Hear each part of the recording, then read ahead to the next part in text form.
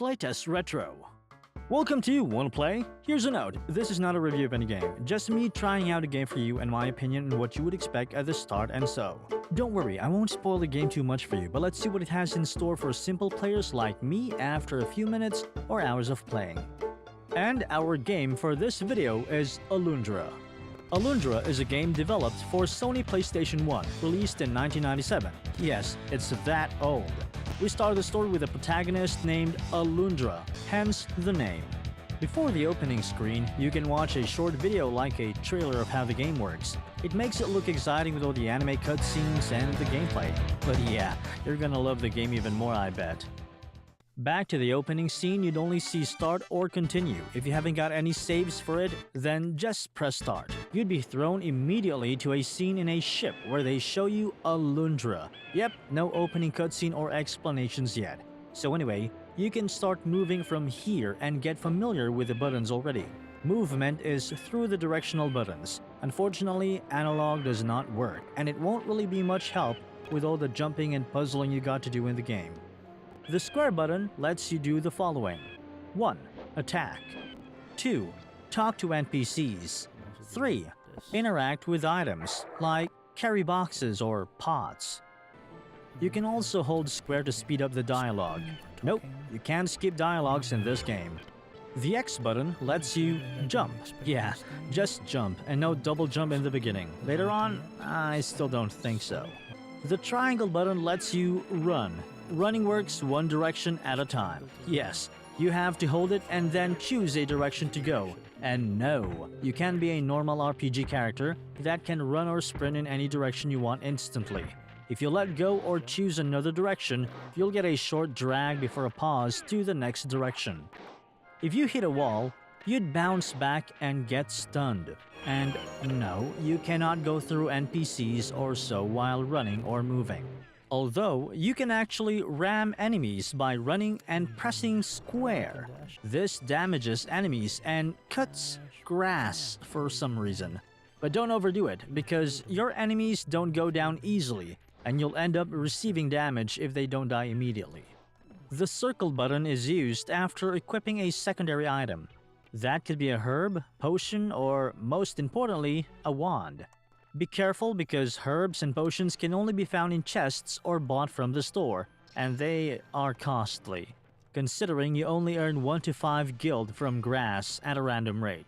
Yep, you got it right. They call the money here guild.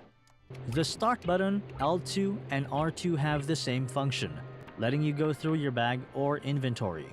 While in your bag, press L1 or R1 to enter your equipment and other stuff. So far, L1 and R1 have no other uses in the game. In your inventory, you can see here the amount of gold or guild that you have, your number of gilded falcons, yeah, the bird figure right there, and number of keys in hand. I don't get this, you often just get one and immediately use it anyway, so what gives? The gilded falcons are simply trophies you can present later to a certain NPC to trade for special items. Other than that, they're kinda useless. The select button, yeah, so far nothing, I got nothing from it. Saving your game. You need to go to the diary, yes, generally introduced to you after the aftermath of the, spoiler, shipwreck. It's the same old diary/book you find in most games. Interact with it and then save your progress. You'll meet these books every so often in checkpoints via portals within the game. Gameplay. Yeah, after you've arrived in a village and its vicinity where you'll be roaming around for the rest of the game, your display screens will show on the topmost part of the screen. You have your 1. Weapon, 2. Equipped item, 3. HP bar or HP count in red diamonds, and a number that tells you the maximum you can have. Note, it's not how many you currently have. And at the far right would be your current amount of money, making you proud for earning money or reminding you how poor Alundra is. Just a side note for the HP bar, don't rely on the number. You have to count how many red diamonds you still have, because that's the amount of HP you have left. One big red diamond sums a 10, and the little ones count as 1 each. You can increase your health by getting life vessels from chests, enemies, or somewhere. And you can replenish it from life points you get from grass boxes or enemies. Movement. The game lets you move in many ways as long as your character can reach them or so, would need an item, obstacle, or object to get to where you want to go. Movement isn't constant speed like, speed walking to everywhere, unless you're running and hitting a wall or object before getting stunned and stopped. I find it easy to maneuver Alundra. You can jump on almost anything you can jump on with Alundra's leg strength. And with a bit of luck and skill, you can get yourself wherever you want to go. You need to be sharp with your eyes too. It's not just a lack of dimensional pointers, but the platforms, items, movable objects are intentionally colored or designed in ways that you won't realize they can be stepped on or pushed. Some are pretty obvious, of course, but others would need some luck to find or, to figure out. Walking on water. Nope, you're not given that function at the start of the game or later on, but worry not. You'll be given the chance to get to swim a bit later in the game. Other than that, you can also swim in sand, but that would be after a while. Here's a reminder that you'd slow down when stepping on shallow water. Even jumping becomes harder. Attacking. You can attack with your equipped weapon. At first, you only have your trusty dagger with the weakest damage of all. You'll be getting new weapons along the way that would deal more damage. The best part is when you get your first sword, because it gives you a charge attack. Attacking enemies in the game at the start means you need to count. It takes 5 hits to kill a slime. Besides hacking along until it dies, you can count how many times you hit it to make sure it stays dead. Unfortunately, there are no combos when attacking. It's all square is equal to slash, same with jump and slash.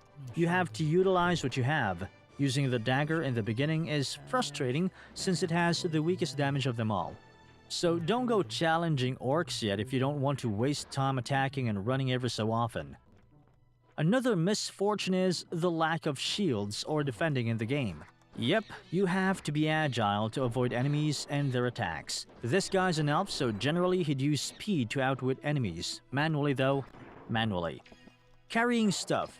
You can destroy or interact and carry boxes. Throw them for guild coins or health points. Sadly, you can't get anything other than those two. You can also throw boxes at enemies and instantly kill or damage them significantly. Typically, you can also cut grass, not the bushes, but the grass. They'd be very obvious and found almost everywhere. Cutting grass can give you guild coins and life points. Like in some games, this is the best way for you to earn money.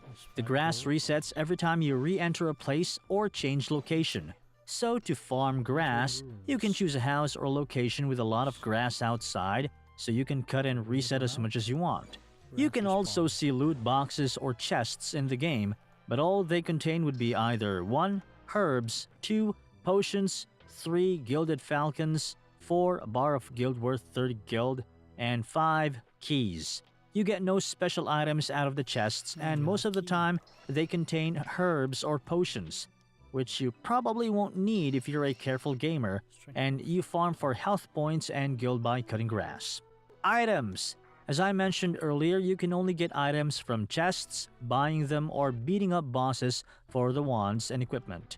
Herbs and potions are very important. You can collect a maximum of 9 herbs, but only 1 potion at a time, which I find quite frustrating.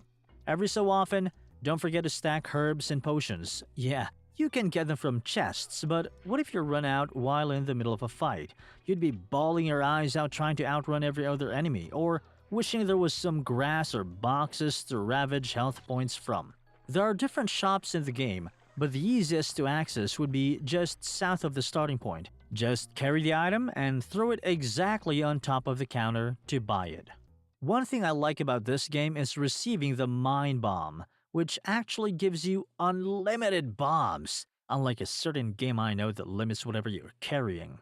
Puzzles and challenges. The game is all about solving puzzles and getting to where you need to go in any way possible. The early parts of the game give hints on how to solve puzzles, but the rest is up to you to think about.